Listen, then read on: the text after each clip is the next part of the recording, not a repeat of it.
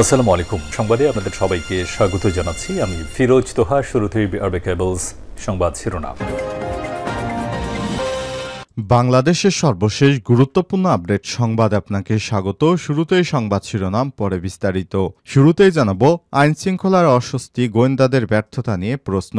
গোয়েন্দা সংস্থাগুলো সক্রিয় নয়, এখনও সেখানে বসে আছে ফ্যাসিস্টের দোসরেরা।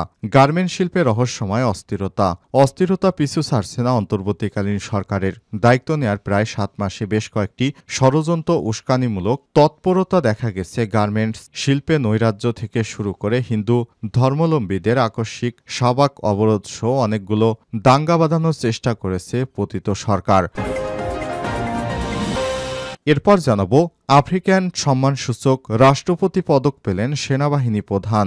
সেন্ট্রাল আফ্রিকান রিপাবলিক সফর শেষে গতকাল বৃহস্পতিবার 6 মার্চ দেশে ফিরেছেন সেনাবাহিনী প্রধান জেনারেল ওয়াকারুজ্জামান। সেখানে সফরকালে সেন্ট্রাল আফ্রিকান রিপাবলিকান জাতিসংঘ শান্তিরক্ষা মিশনে নিয়োজিত বাংলাদেশ সেনাবাহিনী ও সেনা প্রধানকে রাষ্ট্রপতি পদক সুযোগ সম্মানে ভূষিত করেছে।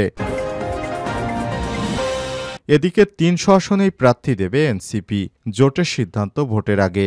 আসন্ন ত্রয়োদশ জাতীয় সংসদ নির্বাচনে সবকয়টি আসনেই প্রার্থী দেওয়ার পরিকল্পনা নিয়ে এগোচ্ছে শিক্ষার্থীদের নতুন রাজনৈতিক দল জুলাই গণ অভ্যুত্থানের নেতৃত্বদানকারী দল জাতীয় নাগরিক পার্টি এনসিপি। জানাবো, বাংলাদেশ আগামীতে আর অতীতের মতো চলবে না বললেন উপদেষ্টা রিজওয়ানা। বন পরিবেশ উপদেষ্টা সৈয়দা রিজওয়ানা হাসান বলেছেন, বাংলাদেশে যেভাবে এতদিন চলেছে আগামীতে আর সেভাবে চলবে না। সবাইকে সঙ্গে নিয়ে ইতিবাচক পরিবর্তনের প্রক্রিয়াটা ত্বরান্বিত করা হবে। এদিকে ঈদের ট্রেনের অগ্রিম টিকিট বিক্রি শুরু 14 মার্চ। আসন্ন পবিত্র ঈদ উল ফিতর উপলক্ষে বাংলাদেশ রেলওয়ের আন্তনগর ট্রেনের অগ্রিম টিকিট আগামী 14 মার্চ থেকে অনলাইনে বিক্রি শুরু হবে।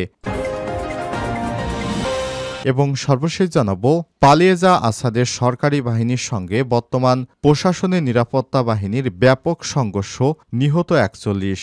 বিদ্রোহের পর সশস্ত্র আক্রমণের মুখে পালিয়ে যা সিরিয়ার সাবেক প্রেসিডেন্ট বাশার আল আসাদের অনুগত যোদ্ধাদের সঙ্গে দেশটির বর্তমান প্রশাসনের নিরাপত্তা বাহিনীর ব্যাপক সংঘর্ষ হয়েছে। এতে নিহত হয়েছে অন্তত 41 জন। নিহতদের মধ্যে সরকারি বাহিনীর 13 জন সৈন্য রয়েছে।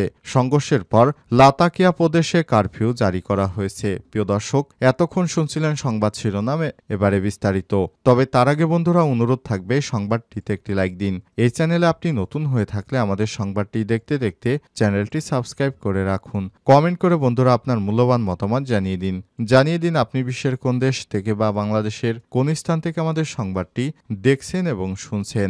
এবারে বিস্তারিত। আইন শৃঙ্খলা অস্বস্তি, গোয়েন্দা ব্যর্থতা নিয়ে প্রশ্ন। অস্থিরতা পিছু ছাড়ছে না অন্তর্বর্তীকালীন সরকারের।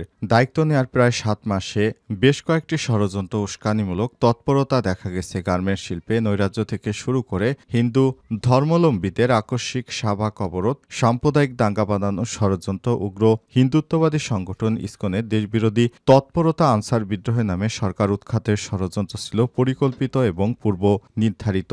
বর্তমানে একের পর এক মব সৃষ্টির নামে আওয়ামী ক্যাডারেরা বিশৃঙ্খলা সৃষ্টিতে নেমে পড়েছে, কিন্তু আগাম তথ্য দিতে পারছে না গোয়েন্দা সংস্থা। ফলে গোয়েন্দা সংস্থাগুলোর তৎপরতা নিয়ে প্রশ্নের সৃষ্টি হয়েছে। বর্তমান প্রেক্ষাপটে গোয়েন্দা সংস্থাগুলো যতটা সক্রিয় থাকার দরকার ছিল সেটি দেখা যাচ্ছে না। কিছু ভুক্তভোগী আছে যারা 15.5 বছর আওয়ামী লীগের জাহিলিয়াতের সময় নানাভাবে নিগৃহীত, নির্যাতিত এবং বঞ্চিত হয়েছে। তারা নানাভাবে দাবিতে রাস্তায় নামছেন, আন্দোলন করছেন। এই সুযোগ নিচ্ছে ফ্যাসিস্টদের দোসরাও।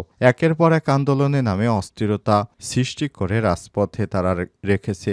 ভারতে পলাতক শেখ হাসিনা এবং তার অনুসারীদের দেশবিরোধী ষড়যন্ত্র মোকাবেলা করতে হচ্ছে ধারাবাহিকভাবে। সব অপতৎপরতার কোনোটি সুষ্ঠুভাবে নিয়ন্ত্রণ করতে পারেনি আইন শৃঙ্খলা রক্ষাকারী বাহিনী। ষড়যন্ত্রের বিষয়ে আগাম সতর্ক করতে পারেনি গোয়েন্দা সংস্থাগুলো। এতে সংস্থাগুলোর প্রতি ক্ষোভ রয়েছে খোদ সরকারের। সম্প্রতি প্রধান উপদেষ্টা ডক্টর মোহাম্মদ ইউনূস বলেছেন, পলাতক আওয়ামী লীগ নেতারা দেশকে অস্থিতিশীল করার ষড়যন্ত্র করছে। রাজধানীর বিভিন্ন গুরুত্বপূর্ণ স্থানে নিত্যকার সংগঠিত আন্দোলন সহ যে কোনো ধরনের অস্থিরতার ক্ষেত্রে গোয়েন্দা সংস্থাগুলোর যে ব্যর্থতা দিবালোকের মতো স্পষ্ট হয়ে গেছে। আফ্রিকার সম্মানসূচক রাষ্ট্রপতি পদক পেলেন সেনাবাহিনী প্রধান। সেন্ট্রাল আফ্রিকান রিপাবলিক সফর শেষে বৃহস্পতিবার ৬ মার্চ দেশে ফিরছেন সেনাবাহিনী প্রধান জেনারেল ওয়াকুরুজ্জামান।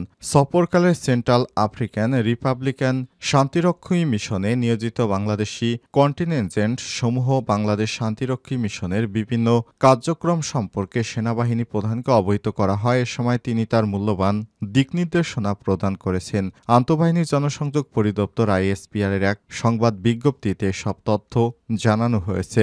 আইএসপিআর জানায়, সেনাবাহিনীর special representative of the secretary general SRSG Mrs Valentines Rugwabiza এবং ফোর্স কমান্ডার লেফটেন্যান্ট জেনারেল হ্যাম্পরিনিয়নের সঙ্গে সাক্ষাৎ করেন। এ সময় তিনি জাতিসংঘ শান্তিরক্ষা বাংলাদেশ মিশনের গুরুত্বপূর্ণ ব্যক্তিদের সঙ্গে আলাপ আলোচনা এবং দ্বিপক্ষীয় বৈঠকে অংশগ্রহণ করেন। বৈঠকে সেনাবাহিনী প্রধান দুই দেশের সেনাবাহিনীর মধ্যকার দ্বিপক্ষীয় সম্পর্ক এবং পারস্পরিক সহযোগিতার বিষয়ে আলোচনা করেন। পরবর্তী প্রেসিডেন্ট সেন্ট্রাল আফ্রিকান রিপাবলিকান এবং সেনাবাহিনী প্রধান বাংলাদেশ সেনাবাহিনী কর্তৃক শান্তিরক্ষী মিশনের অধীনে বেসামরিক লোকদের সহায়তায় অংশ হিসেবে সেন্ট্রাল আফ্রিকান রিপাবলিকান নির্মিত তোয়াদেরা কমিউনিটি ক্লিনিকের শুভ উদ্বোধন করেন। এছাড়াও সেনাবাহিনী প্রধান সেন্ট্রাল আফ্রিকান রিপাবলিকান প্রেসিডেন্ট ফাস্টিস অরসান্স তোয়াদেরার সঙ্গে দ্বিপক্ষীয় বৈঠকে অংশগ্রহণ করেন। সেন্ট্রাল আফ্রিকান রিপাবলিকানের জনগণের সার্বিক উন্নয়নের জন্য, বিশেষ করে চিকিৎসা ক্ষেত্রে গুরুত্বপূর্ণ অবদানের জন্য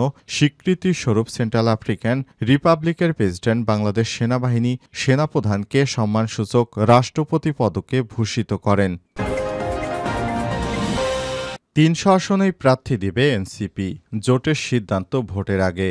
আসন্ন ত্রয়োদশ জাতীয় সংসদ নির্বাচনে সবকটি আসনে প্রার্থী দেওয়ার পরিকল্পনা নিয়ে এগোচ্ছে জুলাই অভ্যুত্থানে নেতৃত্বদানকারী নতুন রাজনৈতিক দল জাতীয় নাগরিক পার্টি এনসিপি। বিদ্যমান রাজনৈতিক ধারার বাইরে নতুন ধারার সূচনা করে দলটি কোনো দলের সঙ্গে নির্বাচনী জোট করার বিষয়টিকে ভাবছে না, বরং তাদের নেতৃত্বে কোন দল জোট করতে আগ্রহী বলে বিবেচনা করা হবে। এনসিপির নেতারা জানিয়েছেন, পবিত্র রমজানের মধ্যেই নিবন্ধনের প্রস্তুতি সম্পন্ন করার পাশাপাশি সারা দেশে দলের কাঠামো গড়ে তোলা হবে এবং ডিসেম্বর থেকে জুনের মধ্যে আগামী জাতীয় সংসদ নির্বাচনের সম্ভাব্য তারিখ ধরে সব ধরনের আসনেই প্রার্থী দেওয়ার পরিকল্পনায় রয়েছে দলটি। তবে প্রতিটি নির্বাচনের সময় জোট গড়ে নির্বাচন করার পথে রাজনৈতিক দলগুলো হাঁটলেও সেই ধারায় যুক্ত হওয়া না হওয়ার বিষয়ে এখনো কোনো সিদ্ধান্ত হয়নি। এ ব্যাপারে চূড়ান্ত সিদ্ধান্ত নেওয়া হবে ভোটের প্রক্রিয়া শুরু বা নির্বাচনী তফসিলের আগ মুহূর্তে। এনসিপির সূত্র থেকে জানা গেছে, দেশের প্রধান দুই রাজনৈতিক দল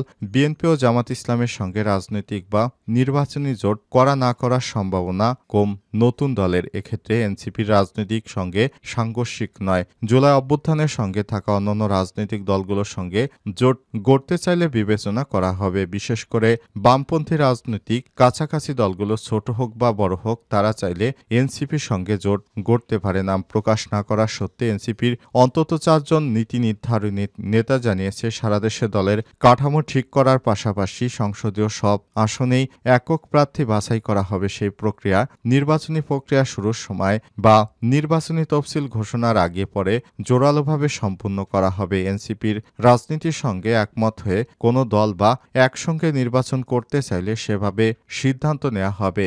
সম্ভাব্য সবকিছু সামনে রেখেই এগুচ্ছে শিক্ষার্থীদের নতুন রাজনৈতিক দল এনসিপি। বাংলাদেশ আগের আর অতীতের মতো চলবে না বললেন উপদেষ্টা রিজওয়ানা।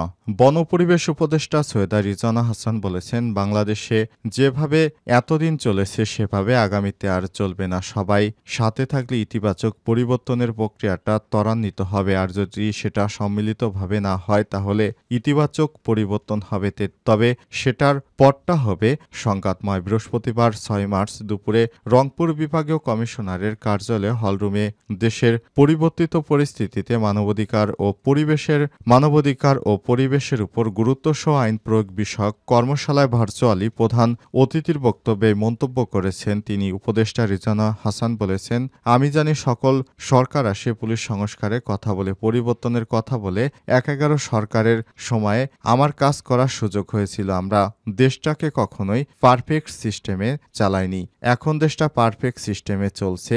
দেশের আইনকানুন বা প্রশাসনের ব্যবস্থা পরিবর্তিত হয়েছে, সেটা সেরকম নয়। এ সময় তিনি বলেছেন, বলেছেন, ন্যায় বিচার একটা কঠিন বিষয়। সূরা বাকারাতে আল্লাহ তাআলা স্পষ্ট করে বলেছেন বিচারকদের দায়িত্ব কি সেটা বলেছেন। আপনি অ্যাডমিনিস্ট্রেটর হলে কিন্তু আপনার মধ্যে একটা ক্ষমতা থাকে, কারণ আপনার রিপোর্টের উপর ভিত্তি করেই মামলা পরিচালিত হয়। সুতরাং আল্লাহর দেয়া বিধান অনুযায়ী আপনারা রাষ্ট্রকে পরিচালনা করবেন, তা না হলে জনগণ ন্যায় বিচার থেকে বঞ্চিত হবে। দীর্ঘ ১৭ বছর দেশ যেভাবে ফ্যাসিবাদ কায়েম হয়েছিল, আমরা চাই না ভবিষ্যতে এ ধরনের আর কোনো ফ্যাসিবাদের মধ্য দেশ আবারও ডুবে যাক। আমরা আমাদের সর্বোচ্চ চেষ্টা করব দেশটাকে সোনার বাংলাদেশ গড়ার জন্য। আমাদের যা যা দরকার সেভাবে আমরা কাজ করে দেশটাকে সামনের দিকে এগিয়ে নিতে বদ্ধপরিকর। এ সময় তিনি আরও কর্মকর্তাদের নির্দেশ দিয়ে বলেছেন, আপনারা যার যার দায়িত্বটি সুন্দরভাবে পরিচালিত করবেন, যেন আপনাদের কাছ থেকে এসে সাধারণ মানুষ কোনো রকম সেবা থেকে বঞ্চিত না হয়। আপনাদের নিজের জায়গাটা আগে স্পষ্টভাবে জনগণের স্বার্থের বাইরে গিয়ে কখনোই কাজ করবেন না।